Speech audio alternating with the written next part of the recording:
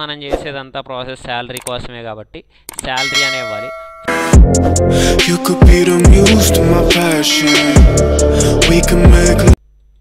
Hi viewers, last వీడియోలో మీకు pay హెడ్స్ని ఎలా క్రియేట్ చేస్తారు, అలాగే ఒక ఎంప్లాయీ గ్రూప్ని ఎలా క్రియేట్ చేస్తారు అనేది ఎక్స్ప్లెయిన్ చేశాను.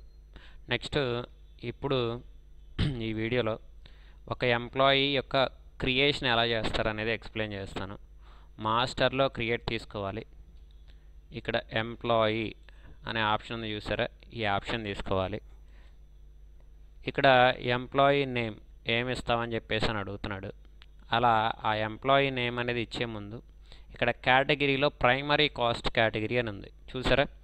ఈ ప్రైమరీ కాస్ట్ కేటగిరీ ప్లేస్లో మనం కేటగిరీలో ఆల్రెడీ ఫస్ట్ వీడియోలో ఏం చేసామంటే ఎంప్లాయీ అని క్రియేట్ చేసాము. సో ఆ ఎంప్లాయీ అనే ఆప్షన్ తీసుకోవాలి. తీసుకున్నా ఇక్కడ ఎంప్లాయీ నేమ్ వచ్చేసి మనం ఎగ్జాంపుల్లో ఏం తీసుకున్నామంటే మిస్టర్ దినేష్ అని తీసుకున్నాం. సో ఆ నేమే మనం ఇక్కడ క్రియేట్ చేయాలన్నమాట. మిస్టర్ దినేష్. అండర్ వచ్చేసి ఇతను చేసేది మార్కెటింగ్ అని ఇచ్చేసాం. జాయినింగ్ ఫర్ డేట్ మనం ఏ మంత్ శాలరీ అయితే క్యాలిక్యులేషన్ చేయాలి అనుకుంటున్నామో ఆ మంత్ శాలరీ డేట్ ఇవ్వాలి. అక్కడ మే మంత్ అని ఉంది. సో మే మంతే తీసుకోవాలి. సో ఇక్కడ 1 ఏప్రిల్కి బదులుగా 1 మే 2023 అని ఇచ్చాను. డిఫైన్ శాలరీ డీటెయిల్స్ నో అనే ఉంచేస్తున్నాను. సో డిఫైన్ శాలరీ డీటెయిల్స్ ఇక్కడ ఎంటర్ చేయాల్సిన అవసరం లేదు, నో. ఇక్కడ ఎంప్లాయీ నెంబర్ ఎగ్జాంపుల్గా ఇచ్చేస్తున్నాను.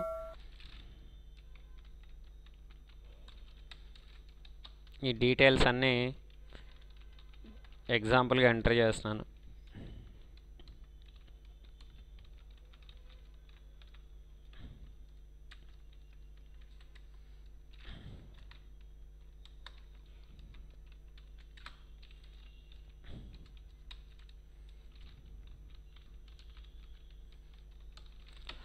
ఒకవేళ ఎంప్లాయీకి శాలరీ అనేది బ్యాంక్ చెక్ ద్వారా కనుక పే చేయాల్సి వస్తే ప్రొవైడ్ బ్యాంక్ డీటెయిల్స్ అనే ఈ ఆప్షన్ ఎస్ పెట్టాలి. ఎస్ పెడితే ఏమవుతుందంటే అతని బ్యాంక్ డీటెయిల్స్ ఎంటర్ చేయడానికి ఇలా మనకు ఒక బాక్స్ డిస్ప్లే అవుతుంది. ఇందులో bank account number, IFSC code, branch name ఇవన్నీ మనకి ఇలా డిస్ప్లే అవుతాయి.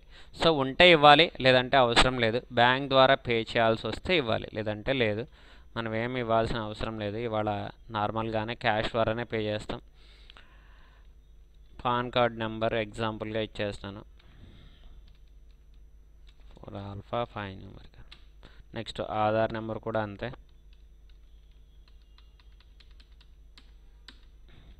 Next universal number, PF number, ESI number, ఇవన్నీ ఎగ్జాంపుల్గా నేను ఎంటర్ చేశాను. సో ఒక ఎంప్లాయీని క్రియేట్ చేయాలి అంటే ఇది ప్రాసెస్. ఈ జనరల్ ఇన్ఫర్మేషన్ మొత్తం ఎంప్లాయీ జాయిన్ అయ్యేటప్పుడు మనకి ఎంటర్ ఇస్తారు. సో అవన్నీ ఇక్కడ ఎంటర్ చేస్తే సరిపోద్ది. సేవ్ చేసాడు. ఎంప్లాయీ క్రియేషన్ కూడా అయిపోయింది. నెక్స్ట్ మనం ఏం చేయాలి అంటే శాలరీ డీటెయిల్స్ అనేవి ఎంటర్ చేయాలి. శాలరీ డీటెయిల్స్ ఎలా ఎంటర్ చేస్తారంటే ఇక్కడ నుండి బ్యాక్ వచ్చేయాలి. మాస్టర్లో ఆల్టర్ తీసుకోవాలి.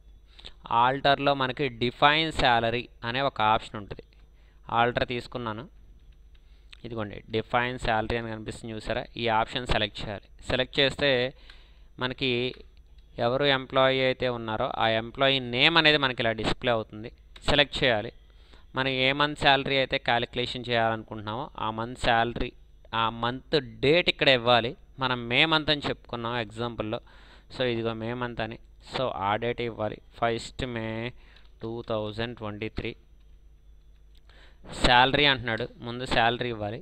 శాలరీ ఫర్ డేకి ఎంత చెప్పారంటే 500 ఫర్ డే అన్నాడు. సో 500 ఇస్తే సరిపోద్ది. 500 ఇచ్చేసాను. నెక్స్ట్ డిఏ వచ్చేసి ఫర్ డేకి 250 ఫర్ డే అన్నాడు. సో 250 ఇస్తే సరిపోద్ది. నెక్స్ట్ లీవ్ పే శాలరీ అన్నాడు. లీవ్ పెట్టినా ఫర్ డేకి ఎంత శాలరీ పే చేస్తున్నాం అనేది ఇక్కడైతే మనకి మెన్షన్ చేయలేదు. ఆ అమౌంట్ మనమే డైరెక్ట్గా ఇచ్చేయాలి. ఎలా ఇస్తామంటే శాలరీ ప్లస్ డిఏ 2 యాడ్ చేస్తే లీవ్ పెట్టిన వాడికి ఎంత శాలరీ పే చేయాలో ఆ వాల్యూ అనేది మనకు వస్తుంది. 750 అనమాట. లాస్ ఆఫ్ పే కూడా ఫర్ డేకి 750 డిడక్షన్ జరగాలి. ఇలా మనం శాలరీ డీటెయిల్స్ అనేవి ఎంటర్ చేయాల్సి ఉంటుంది. సో ఇది శాలరీ డీటెయిల్స్ని ఎంటర్ చేయాలి అంటే ఇది మనకి ప్రాసెస్. ఈ వీడియోలో ఒక ఎంప్లాయీ క్రియేషన్ ఎలా చేయాలి, శాలరీ డీటెయిల్స్ అనేవి ఎలా ఎంటర్ చేయాలి అనేది ఎక్స్ప్లెయిన్ చేశాను. నెక్స్ట్ వీడియోలో డే వైజ్గా శాలరీ అనేది, పేరోల్ వోచర్ అనేది ఎలా ఎంటర్ చేయాలి అనేది ఎక్స్ప్లెయిన్ చేస్తాను. ఈ వీడియో కనుక మీకు నచ్చితే లైక్ చేయండి, షేర్ చేయండి, సబ్స్క్రైబ్ చేయడం మాత్రం మర్చిపోకండి. Thank you. You could be the muse to my passion. We can make